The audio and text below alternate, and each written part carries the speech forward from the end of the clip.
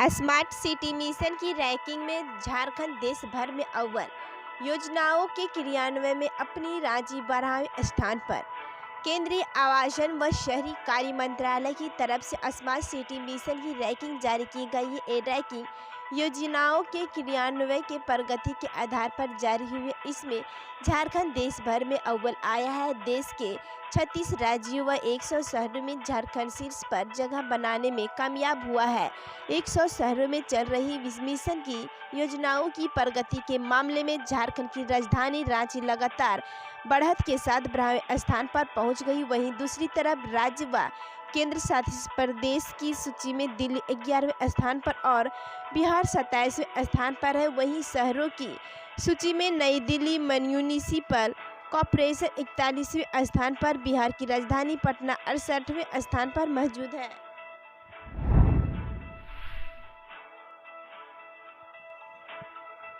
Oxygen cylinder की चोरी। Hazaribagh medical college hospital से चोरी कर सिलेंडर को बेचा जा रहा था बाहर।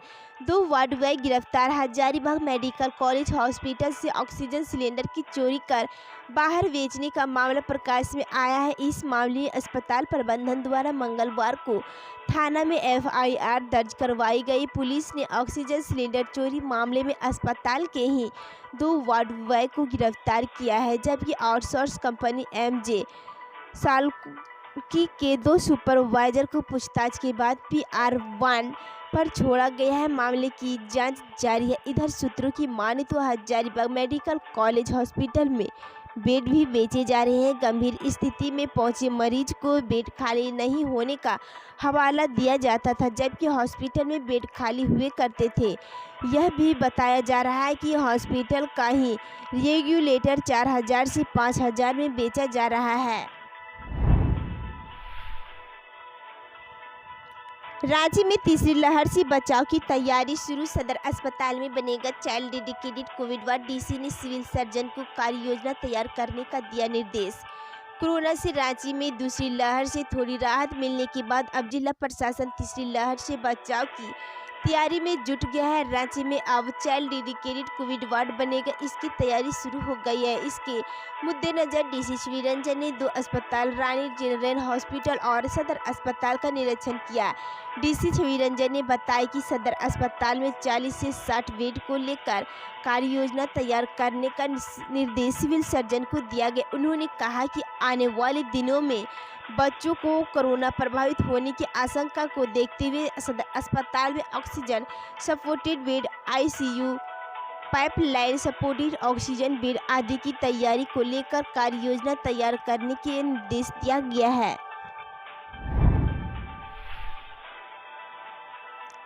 आकाशीय बिजली की चपेट में आने से लातेहार और देवघर में महिला समेत 3 की मौत, 1 जख्मी। झारखंड में आकाशीय बिजली गिरने से महिला समेत 3 लोगों की मौत हो गई, जबकि 1 व्यक्ति जख्मी हो गया। घटना लातेहार के बारियातू और देवघर के जसीडीह थाना क्षेत्र में घटी। बारियातू में मंगलवार को आकाशीय बिजली की चपेट में आने से एक महिला की जान चली गई, जबकि 1 व्यक्ति जख्मी हो गया। वहीं सोमवार की रात जसीडीह थाना क्षेत्र में आकाशीय बिजली गिरने से 2 लोगों की मौत हो गई। देवघर के जसीडीह थाना क्षेत्र के आस्था गांव में आकाशीय बिजली की चपेट में आने से किस्टू यादव और संतू यादव मौके पर ही मौत हो गई। घटना की विशेष में मृतक के परिजनों ने बताया कि दोनों घर में काम कर रहे थे, तभी बारिश होने लगी। वहीं बारिश से बचने के लिए एक अर्धनिर्मित मकान में दोनों रुक गए। इसी बीच आकाशीय बिजली गिरी और दोनों उसकी चपेट में आ गए। दोनों बंगाल में मजदूरी करते थे और कुछ दिन पहले ही गांव लौटे थे। चतरा में नक्सलियों के मंसूबे पर फिरपानी कुंदा के अमोना सिकी जंगल से 15 kg का शक्तिशाली केन बम बरामद। पुलिस ने किया डिफ्यूज। कुंदा थाना क्षेत्र के अमोना सिकी जंगल से पुलिस ने 15 kg का एक शक्तिशाली केन बम बरामद किया गया। बम की बरामदगी मंगलवार की सुबह हुई। इसे बम निरोधक दस्ते ने डिफ्यूज कर दिया। बताया जाता है कि CRPF 190 बटालियन व जिला पुलिस के जवान ASP निगम प्रसाद व CRPF 190 बटालियन के द्वितीय कामना अधिकारी अनिल कुमार के नेतृत्व में नक्सलियों की होट में निकली थी। पुलिस जंगल में नक्सलियों के विरुद्ध सर्च अभियान चला रही थी। इसी दौरान पुलिस ने जंगली सड़क के नीचे प्लांट कर रखे गए एक केन बम बरामद किया। मुख्यमंत्री हेमंत सोरेन ने दी शिक्षकों और अन्य स्टाफ की वेतन के लिए 700 करोड़ रुपये की मंजूरी। झारखंड के मुख्यमंत्री हेमंत सोरेन ने सोमवार को शिक्षकों और अन्य स्टाफ को वेतन के लिए 700 करोड़ रुपये आवंटित करने के प्रस्ताव को मंजूरी दी। इस राशि से राज्य के अपग्रेडेड शिक्षकों और नॉन टीचिंग स्टाफ को वेतन दिया जाएगा।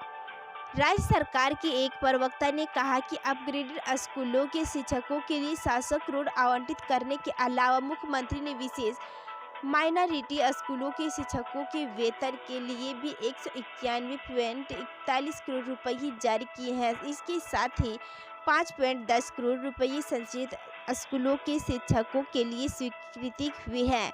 कुल 10 करोड़ रुपये मुख्यमंत्री छात्रवृत्ति योजना 2021-22 के तहत छात्रों को स्कॉलरशिप देने के लिए आवंटित किए गए हैं। झारखंड में साइबर अपराधी बेखौफ, डीजीपी का फर्जी फेसबुक अकाउंट बना भेज रहे मैसेज। झारखंड में साइबर अपराधी इस कदर बेखौफ हो गए हैं कि पुलिस की वरिष्ठ अधिकारियों को भी नहीं बख्श रहे हैं। ताज़ा मामला झारखंड के डीजीपी से जुड़ा है, जिनके नाम से साइबर अपराधियों ने एक नया फेसबुक अकाउंट बना डाला।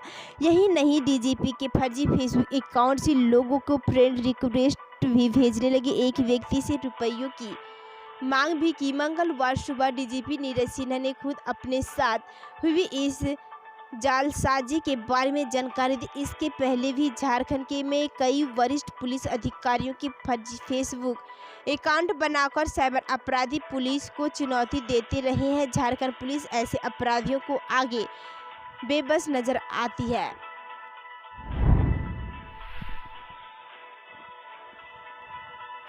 ई पास पर सरकार ने दी छूट पर छूट, हर घंटे बन रहे 25,000 पास। झारखंड में ई पास बनाने की रफ्तार अब 2.5 गुना के करीब हो गई और सोमवार को दोपहर होते होते धीमी रफ्तार और सर्वर क्रैश करने जैसी समस्याएं स्वतः खत्म हो गई। कारण यह है कि राज्य सरकार ने इसके लिए पूर्व में लगे सर्वर की क्षमता के अनुरूप 2 और सर्वर लगा दिए और 2 सर्वरों के साथ पास बनाने की रफ्तार 2.5 गुना हो गई और रविवार तक जहां घंटे में बमुश्किल 10,000 पास बन रही थी, सोमवार को प्रति घंटे 25,000 तक पास बनी। पहले दिन 1.2 लाख, दूसरे दिन 2.1 लाख और तीसरे दिन को कुल 7 लाख ई पास बनकर तैयार हो चुके थे।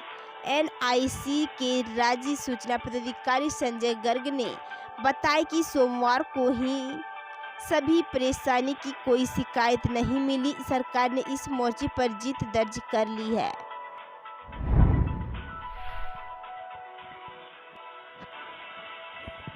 मेडिकल ऑक्सीजन मामले में झारखंड बड़ा आत्मनिर्भर ऑक्सीजन बैंक बनाएगी हेमंत सरकार। अब दूसरे राज्यों को हो रही अधिक आपूर्ति। मेडिकल ऑक्सीजन के मामले में झारखंड आत्मनिर्भर बन गया। हेमंत सरकार राज्य के सभी जिलों में ऑक्सीजन बैंक बनाने और जिलों के सदर हॉस्पिटल में ऑक्सीजन प्लांट लगाने की दिशा में भी काम शुरू कर चुकी है। झारखंड सरकार खुद की ज़रूरतों को पूरा कर अब दूसरे राज्यों को अधिक ऑक्सीजन की आपूर्ति कर रहा है। झारखंड के सीएम हेमंत सोरेन ने राज्य में कोरोना संक्रमितों की जीवन रक्षा के लिए समय रहते ऑक्सीजन की आवश्यकता को पूरा करने का हर संभव प्रयास किया। अपने सीमित संसाधनों के साथ इस कार्य में काफ़ी हद तक सरकार सफल भी रही। इसी के तहत 2 दिन पूर्व सीएम ने रामगढ़ के मांडू स्थित डीएवी स्कूल घाटोटांड में ऑक्सीजन युक्त 80 बेड के कोविड केयर सेंटर का ऑनलाइन उद्घाटन किया, ताकि ग्रामीण क्षेत्रों में भी जरूरतमंदों को किसी तरह की परेशानी न हो।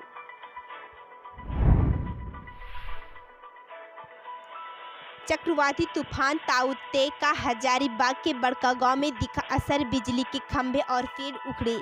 हजारीबाग जिला अंतर्गत बड़कागांव प्रखंड तथा आसपास के क्षेत्र में चक्रवाती तूफान ताऊ-ते ने जनजीवन को अस्त व्यस्त कर दिया। चक्रवाती तूफान के कारण दोपहर 3 बजे से लेकर देर शाम तक तूफान के साथ बारिश होती रही। चक्रवाती तूफान और बारिश ने लाखों रुपयों की सब्जियों व ईंट भट्टे को नुकसान पहुंचाया। वहीं बड़कागांव हजारीबाग रोड स्थित रेंज ऑफिस के पास पेड़ गिर जाने से घंटों आवागमन बाधित रहा, जबकि सोनवर्षा व डाडी के कई स्थानों में बिजली के खंभे गिर गए। एक और कोरोना महामारी से लोग परेशान हैं, वहीं चक्रवाती तूफान ताऊ-ते ने बड़कागांव के किसान और व्यापारियों की कमर तोड़ दी। तेज हवा के कारण बड़कागांव हजारीबाग रोड स्थित रेंज ऑफिस के पास पेड़ गिर जाने से घंटों आवागमन बाधित रहा। समाज सेवी शहीद उर्फ सोनू एवं कांग्रेस व्यापार मंडल के अध्यक्ष राजेश गुप्ता एवं अन्य लोगों के प्रयास से सड़क में गिरे पेड़ को हटाया गया, तब जाकर आवागमन सुचारू। हालांकि इस दौरान बिजली के खंभे गिरने से कई स्थानों पर बिजली गुल रही।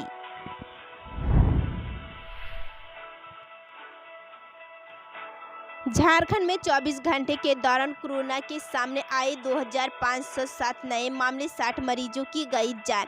झारखंड में पिछले 24 घंटों में कोरोना संक्रमण से 60 लोगों की मौत हुई, जबकि कोविड-19 के 2507 नए मामले आए। मंगलवार को स्वास्थ्य विभाग द्वारा जारी बुलेटिन के अनुसार राज्य में कोरोना वायरस के सभी कुल 3,18,009 लोगों के संक्रमित होने की पुष्टि हुई। इनमें से 2,79,946 लोग उपचार के बाद ठीक होकर अपने घर लौट चुके। वहीं 33,524 लोगों का वर्तमान में इलाज चल रहा है, जबकि कुल 4,539 लोगों की संक्रमण से मौत हुई।